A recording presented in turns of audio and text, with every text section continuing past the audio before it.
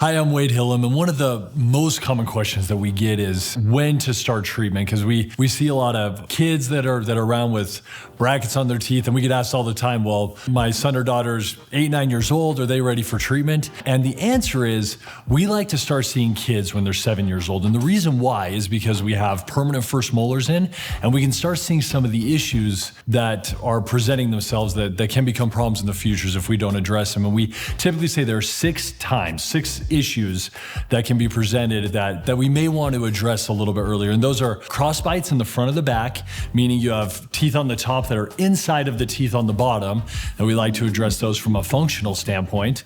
Hard tissue or soft tissue damage, where you have permanent teeth that are hitting on permanent teeth and causing wear and permanent damage. Permanent teeth get permanent damage, we don't love that. Soft tissue damage, where the teeth will be hitting so far up into the palate, or you see some recession where we may need to jump in and fix that as well.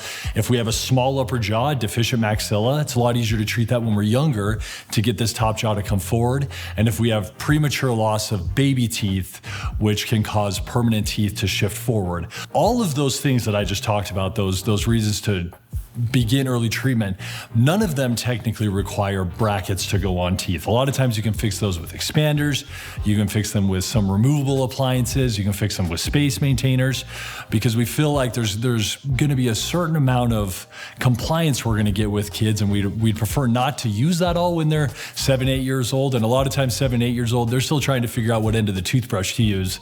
So it's better for us not to put permanent appliances in their mouth like brackets and wires, because brackets and wires, they're plaque traps. That's what they are. So we'd prefer to try to fix those with less invasive procedures. So we say that we want patients to come in when they're 7 years old. And a lot of times we get this tendency that you're going to come to the orthodontic office and that we're going to do something that day.